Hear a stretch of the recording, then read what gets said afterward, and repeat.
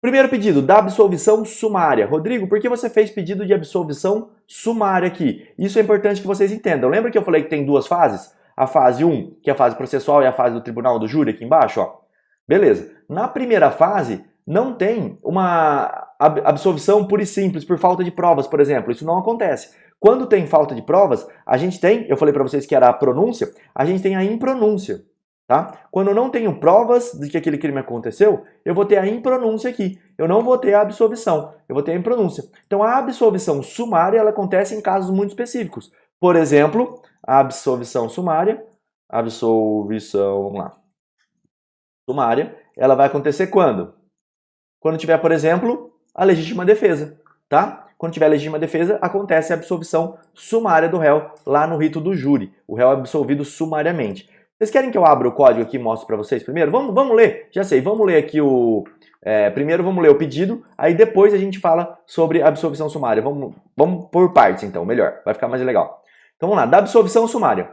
Logo de início, tô aqui ó, onde está vermelhinho. Logo de início, constata-se da análise dos autos que a absolvição sumária do acusado é a medida que se impõe, haja vista estar cabalmente demonstrado que o réu agiu acobertado pela legítima defesa. Então vamos lá, alegação final de quem aqui? Lógico, da defesa, né? Estou te explicando as minhas teses. Então, quem colocou aí legítima defesa enxergou a primeira tese que eu queria mostrar. Lembra que você está na fase processual aqui da pronúncia, na primeira fase do tribunal do júri. Você não está na segunda. Então, teses como não tem provas, isso não vai caber. Que nem eu te falei, até cabe, mas cabe para impronúncia e não para absolvição sumária. Cumpre afirmar que os depoimentos colhidos nos autos foram coerentes, seguros e uníssonos, apresentando a mesma versão para os fatos demonstrando, de maneira inconteste, ter o acusado agido amparado pela excludente da antijuridicidade. Então você vê que aqui é só a introdução para o nosso pedido.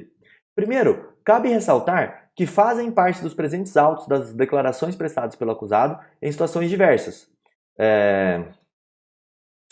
Primeiramente, cabe ressaltar que fazem parte dos presentes autos duas declarações prestadas pelo acusado em situações diversas. A primeira declaração foi prestada perante a autoridade policial, aonde? Lá no inquérito, quando da prisão em flagrante, e a segunda consta do interrogatório. Dito isso, afirma-se que a versão apresentada pelo acusado, nessas duas ocasiões, apresentou-se firme, lógica, sem contradições ou incoerências, descrevendo os fatos da forma clara e evidente. Explica-se. Então, o que eu quero mostrar nesse parágrafo aqui? Vamos descer. Então, a gente já está dentro da nossa alegação final. Alegue, vamos deixar assim. Tá? Qual que é o primeiro tópico aqui que eu estou tentando mostrar para o juiz? Primeiro tópico, coerência. Então, a coerência é muito importante para o processo. Então, a coerência aqui é muito importante. Então, estou mostrando coerência. Coerência de quem? Coerência do réu. Olha, ele não mentiu. As duas fases que ele fala e fala muito bem sobre os fatos, tá? O acusado afirmou perante a autoridade judiciária que a vítima sempre proferia xingamentos e ameaças contra este, pois é pessoa deficiente. Isso aqui vocês não sabiam até então, tá? De propósito eu não contei. Haja vista que lhe falta parte do braço esquerdo. Tais desavenças ocorreram pois a vítima não gostava de aleijados. E por essa razão iria matar o denunciado. Então, primeiro, já mostrei e falei para o juiz, olha, o réu ele deu a mesma versão e todas as testemunhas falam a mesma coisa. Então, coerência, foi o primeiro fato que eu quis mostrar. Fato número 2, que eu quis trazer para o juiz. Olha, seu juiz, ele é aleijado, ele não tem uma parte do braço, ele é pessoa com deficiência. Desculpa, aleijado foi a maneira pejorativa que a vítima usou para chamar ele, tá? Essas desavenças não eram naquele momento. Isso já também tinha no processo. Elas ocorriam diversas vezes e esse cara sempre que encontrava o réu, a vítima, né, sempre que encontrava o réu, falava que ele não gostava de aleijado e queria acabar matando ele. Era isso que eu queria mostrar aqui. Então, 2. A desproporção entre quem? Entre o réu e a vítima. Era isso que eu queria mostrar, entre réu e vítima. Começar, na verdade, a mostrar a desproporção entre o réu e a vítima, tá? Era esse aqui o ponto que eu quero chamar a atenção. Depende do interrogatório que na data dos fatos, acusado e vítima se encontravam no bar de propriedade da testemunha M, quando a vítima novamente passou a provocar o acusado, que por sua vez, em respeito ao proprietário do estabelecimento, deixou o local rumando para sua casa. Isso aqui vocês já sabem, isso aqui é fato. Então o que eu estou mostrando mais uma vez? O réu não queria briga. Então mostrei desproporção. 3. O réu não queria briga. O réu não queria briga. Tá? Isso aqui é um terceiro ponto aqui. Em ato contínuo, a vítima seguiu o denunciado enquanto este guardava sua bicicleta, sendo que a faca estava na cesta do biciclo. Isso aqui é importante. Por quê? Porque a pergunta que ia se fazer agora é a seguinte: mas por que ele estava com uma faca? Essa é a pergunta. Por que ele estava com uma faca? Qual que é a resposta? Porque essa faca ficava na bicicleta dele. Faca na bicicleta. Era de lá que ele tirou a faca, tá? Então, ato contínuo, a vítima seguiu o enunciado, guardava sua bicicleta, sendo que a faca contava dentro do biciclo. Rodrigo, por que você falou bicicleta e biciclo? Para não ficar duas vezes bicicleta próxima, para melhorar um pouquinho minha redação. De sorte, a vítima, que já se encontrava de frente à residência daquele, deu continuidade às agressões, tanto verbais quanto físicas, ignorando os pedidos do acusado para que fosse embora. Essa é a minha narrativa, a narrativa da defesa dos fatos. Durante os xingamentos, a vítima desferiu contra o réu um tapa no rosto, chutes e pontapés, fazendo com que esse caísse. Com a queda, o denunciado, na tentativa de se defender dos ataques, sacou da faca e rapidamente golpeou a vítima uma única vez, resultando com isso o desfecho trágico. Então aqui, você vê que a narrativa da defesa, vamos por ponto 5, a narrativa da defesa... Se sair alguma coisa errada de português aqui, galera, que eu estou tentando editar rápido, tá? A narrativa da defesa, ela é voltada para quê? Para demonstrar o ataque da vítima e a desproporcionalidade entre a conduta da vítima e a conduta do réu, tá? É isso que eu quero fazer a todo momento aqui. Cumpre registrar que as agressões alegadas pelo acusado encontram respaldo no exame de corpo de delito acostado nos autos. Então a gente tem uma prova que é um exame de corpo de delito. E como eu falo sempre para vocês, quando eu cito prova, o que eu tenho que fazer na sequência? Quem já acompanha minhas aulas já sabe que isso aqui é a máxima do que eu sempre falo. Então se você já acompanha, já pode colocar aí. Quando eu falo sobre uma prova, o que eu tenho que fazer? Trazer o documento que comprova, ou seja, eu tenho que provar. Então o documento da prova. E aí você fala, só cita que nem eu fiz aqui? Não, você cola a foto do print do documento da prova. Tá? Hoje em dia, com o processo virtual, o processo eletrônico, é muito mais fácil você fazer isso aqui. Então você vai lá, tira só um print da tela, coloca colorido, não vai economizar aqui porque não tem por que você economizar, tá? Isso aqui é importante, ó. Se você puder pegar, grifar a parte que tá falando lá no local que ele foi lesionado, que é a vítima, que é o réu, desculpa, que foi lesionado, porque às vezes a pessoa vê o laudo do exame de corpo de delito e não olha que o laudo é de quem? Vamos por ponto 6 aqui, ó. Esse laudo era do réu. Ele não era da vítima, então é importante você chamar atenção para isso, que o laudo era do réu. Registra-se ademais que as testemunhas arroladas pela acusação apresentaram em juízo a mesma versão para os fatos. Veja, a testemunha ocular J prestou declarações judiciais informando que a vítima estava no bar e em seguida decidiu ir embora. Contudo, seguiu direto para a residência do acusado gritando que iria matá-lo. Vocês já ouviram esses fatos, eu já narrei para vocês. Salienta-se que a casa do réu fica próxima ao bar. Desse modo, ao ser atendida pelo denunciado, a vítima deu-lhe um chute na região da virilha, ignorando os pedidos do acusado para que fosse embora. Quem que conta tudo isso daqui? Essa parte aqui das lesões, de como foi, é o réu que conta, tá? Por isso que você não vê lá no desembargador. O desembargador não se apoiou na versão do réu, mas eu tenho que fazer isso, porque eu sou da defesa. Por sua vez, M, proprietária do bar, e testemunha igualmente arrolada pela acusação e que presenciou os fatos, também afirmou que a vítima, quando chegou ao estabelecimento comercial, começou a preferir ameaças contra o acusado.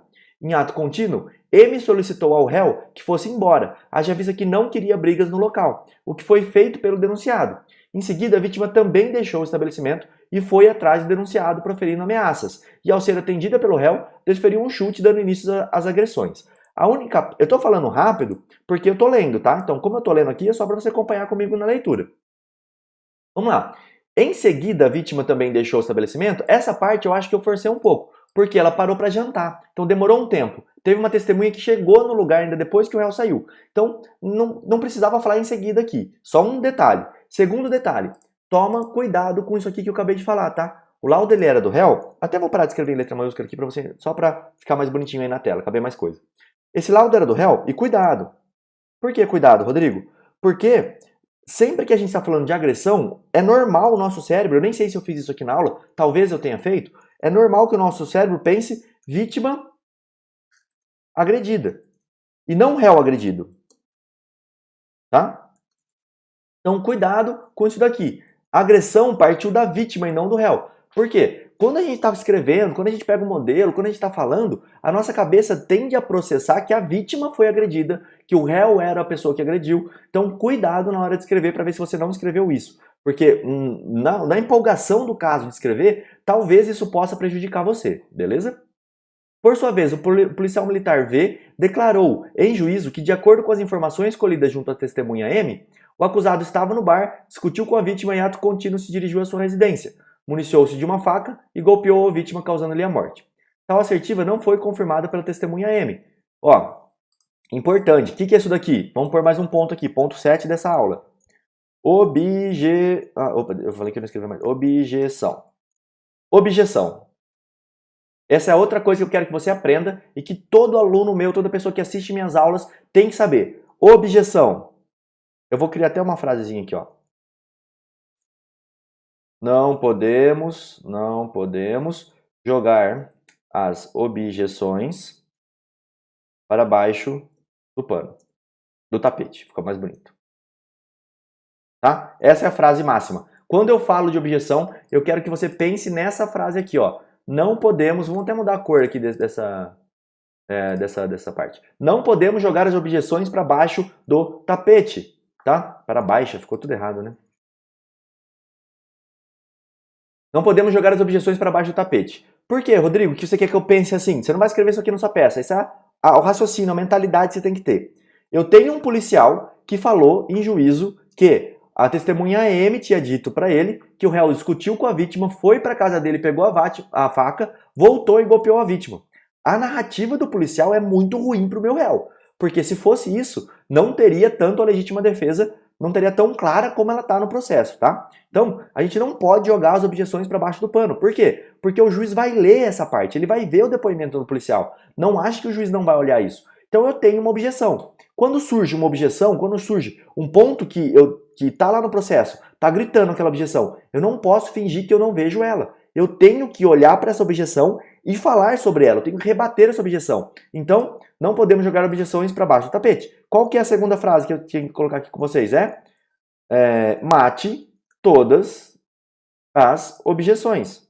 Uma boa defesa, eu falo que eu não vou escrever maior, eu escrevo maior, mas vamos lá. Mate todas as objeções. Uma boa defesa mata todas as objeções. Então você precisa enfrentar as objeções. Como que eu vou enfrentar a objeção aqui? Ponto número 1. Trouxe o problema. E agora vamos solucionar. Tal assertiva não foi confirmada pela testemunha M, de modo que as palavras do policial necessitam ser analisadas com reserva, maiormente porque o miliciano não presenciou os fatos. É muito característico, ponto 8 aqui, é muito característico que a gente, na defesa do réu, quando está falando de processo criminal, nós coloquemos o depoimento do policial em xeque. Sempre isso acontece. Qual que é a ideia? Você vai falar o seguinte, olha, o policial é uma pessoa que não é imparcial, ela é uma pessoa parcial. Por quê? Ele fez a ocorrência, não é porque ele é policial, mas porque ele fez a ocorrência. Então, natural que ele queira afirmar aquilo que ele fez, tá? Mas nesse caso específico, a gente tem algo que grita, que é, o policial, ele fala que a testemunha M foi quem contou para ele. Então, testemunha é quem contou. Só que a testemunha fala o inverso. Então, esse é o ponto 8.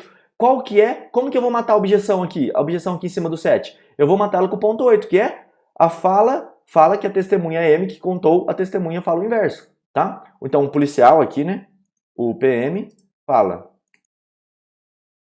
que foi a testemunha M quem contou, a testemunha fala o inverso. É isso que eu tenho que mostrar, então é isso que eu estou fazendo aqui. Sendo assim, as testemunhas confirmaram a legítima defesa do réu, pois revelaram não só a discussão anterior, que aconteceu no bar, como também a ida da vítima até a residência do réu, ameaçando e agredindo fisicamente o denunciado.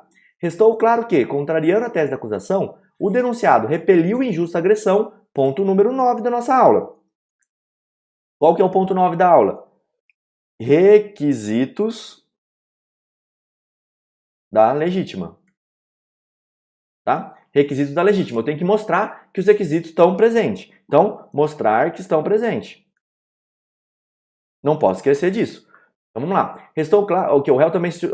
Então vamos lá. O denunciado repeliu injusta agressão à sua pessoa. O réu também utilizou moderadamente dos meios necessários para repelir a agressão, visto que a vítima era, importantíssimo isso aqui, a vítima era mais alta e mais forte que o réu, tendo este lançado mão do único instrumento que dispunha, qual seja a faca, e assim desferiu-lhe um único golpe. A proporcionalidade é importante, isso aqui está aqui em cima, ó. Já falei com vocês. Desproporção, réu e vítima. Isso aqui tem que estar na sua cabeça o tempo todo, é importantíssimo, tá? Precisa estar na sua cabeça o tempo todo. Então, sempre que a gente fala, a gente vai falar da desproporção.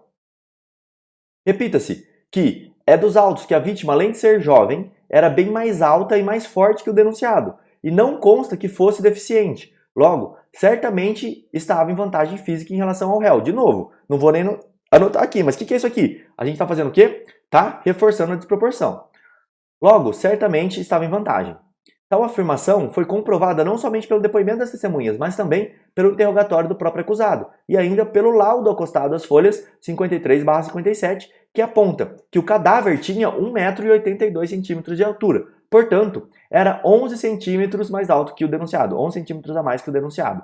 Desproporção sendo provada. Lembra? Falou de prova, você falou que você tem uma prova, o que você faz na sequência? Eu provo. Eu provo. Então, o que eu faço? Eu coloco o print da prova. Isso é importante para você saber. Uma coisa que não pode sair da sua cabeça, sempre tem que estar lá. Sempre coloca o print da prova. Falei que estava aqui, coloca o print, só o pedacinho que fala isso, não precisa colocar tudo, porque o juiz tem, no processo inclusive, e se você quiser anexar no seu pedido de alegação final, esse documento. Então ele vai lá olhar se ele tiver desconfiança. Mas você vai printar só a partezinha que mostra que o réu tinha 1,82 de altura, que o réu era forte, blá blá blá blá, tá? Desse modo, analisando o acervo probatório trazido aos autos, bem como pelos argumentos expendidos, é forçoso reconhecer a existência da excludente da legítima defesa, a fim de absolver sumariamente o acusado, porquanto seria manifesta injustiça submeter uma pessoa que praticou um ato lícito a julgamento pelo tribunal do júri. Aqui eu já caminho para o final da peça, tá? Então, eu já estou fazendo o desfecho. Nossa Carta Magna dispõe que o tribunal do júri é competente para julgar os crimes dolosos contra a vida, sendo juiz natural dos casos de homicídio. Todavia, sendo a conduta do acusado justificada pela legítima defesa, não há crime, pois o fato não é antijurídico, não podendo o juiz singular julgar admissível a acusação, devendo absolver sumariamente o acusado. Eu só estou fazendo essa introdução final para eu poder chegar no meu pedido e mostrar para o juiz que é momento sim de fazer a absolvição. Por quê, Rodrigo? Vamos voltar lá em cima? A absolvição sumária é muito incomum, tá? Não é comum acontecer absolvição sumária. Absolvição sumária ela é algo que acontece que é incomum. Se ela é incomum, eu tenho que explicar um pouco melhor para o juiz por que eu estou pedindo isso. Nesse sentido, o entendimento dos nossos tribunais pátrios. Jurisprudência, eu não vou ficar lendo jurisprudência aqui com vocês, tá? Vou pular essa parte para não ficar chato a aula. Depois, quem tiver na comunidade, quem está pedindo material aí nos comentários, quem tiver na comunidade vai ter o acesso ao material, tá? Eu não vou deixar esse material disponibilizado para todo mundo.